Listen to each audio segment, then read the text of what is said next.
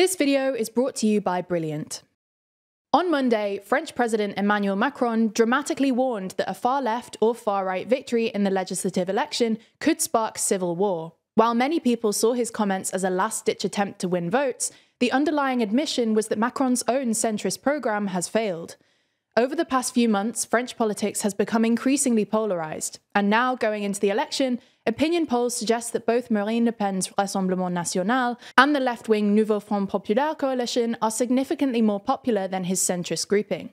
So in this video, we'll discuss why French politics has become so polarised, and how Macron's centrist agenda ended up failing.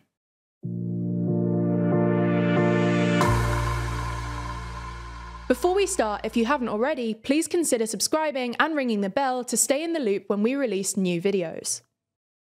So let's start with the polls. The legislative election will take place in 2 rounds, the first this Sunday and the second a week later on July the 7th. To secure a seat in the first round, the leading candidate in a constituency must win 50% or more of the vote. Otherwise, a runoff election is held at the second round between the top 2 candidates plus any other candidate that received votes equivalent to at least 12.5% of registered voters. Now, according to the latest IFOP poll, the far-right RN leads on 36%, followed by the left-wing New Popular Front, NFP, on 28.5%. Macron's centrist alliance, the Ensemble Citoyen, trails in third with 21%. Now, it's difficult to predict seat numbers at this point because of the 2-round system, but IFOP suggests that RN could win between 220 and 260 seats in the 577-seat National Assembly. The NFP could win between 180 and 210, and Macron's Ensemble bloc could win between 75 and 110. If accurate, these numbers would mean a more than halving of Macron's current seat share, and the RN winning more than 2.5 times their current number of seats. While historically France's 2-round system has benefited centrist parties because they were more likely to win the runoff even if they didn't come first in the first round, the polls currently predict Macron's alliance won't even make it through to the runoff in many constituencies, hence the miserable seat forecasts. So how did this happen, and how did Macron's brand of centrism fail so dramatically? Well, some of this is just down to normal political cycles. Macron has been in power for a while now, and voters are apparently experiencing a bit of incumbent fatigue. Like other European leaders, he's also been blamed for the inflationary crisis and stagnant GDP growth, even if they're not really his fault. Macron has also struggled since his centrist alliance lost its parliamentary majority in the last legislative election in June 2022. The prime example of this was Macron's immensely unpopular pension reform, which aimed to raise the statutory retirement age from 62 to 64. While around 2/3 of the public were opposed to the reform, what caused even more anger was the fact that Macron's government, in the face of parliamentary opposition, forced it through the National Assembly without a vote, using Constitutional Article 49.3, a move opposed by around 80% of the French public. For context, Article 49.3 was used just once in Macron's first 5-year term, but in the 8 months up to December 2023, it had been used around 24 times.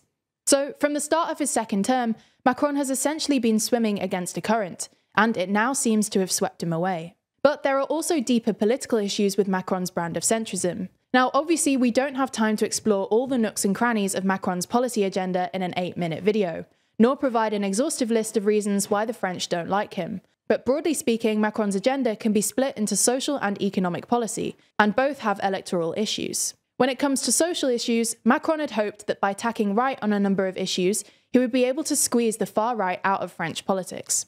During his second term, for instance, Macron cut unemployment and housing benefits, introduced new police powers, including the right to shoot a person fleeing a traffic stop, and passed a hardline immigration bill, which Marine Le Pen called an ideological victory for her party. But in practice, it looks like this approach has only normalised the RN, who enjoyed their best ever result at the European elections, whilst alienating more centrist and left-leaning voters, hence the rise of the Front Populaire.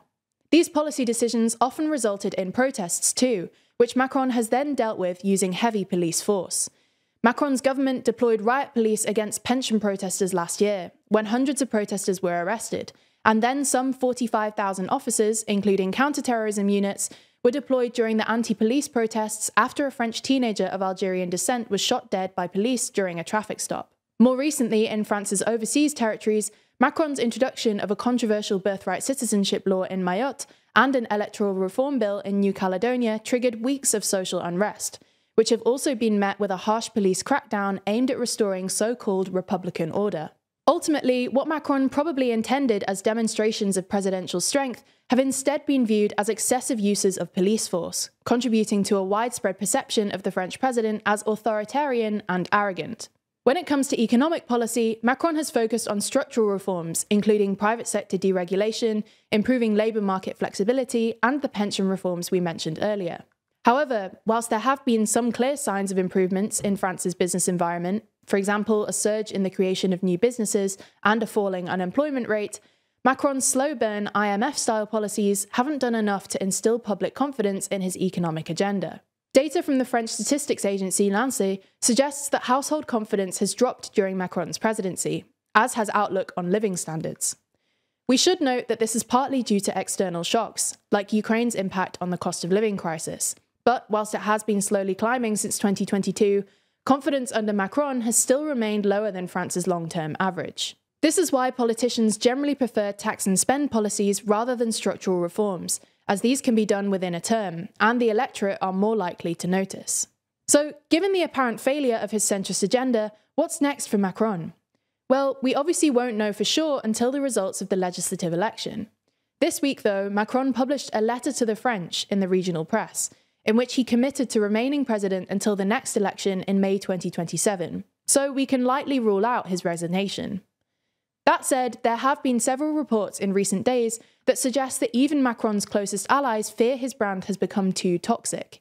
According to 3 anonymous sources in a Bloomberg article, the Élysées heads of communication admitted they had no data to suggest that candidates should publicly align themselves with Macron to retain their seats, as the public perception of Macron as erratic or even delusional continues to grow.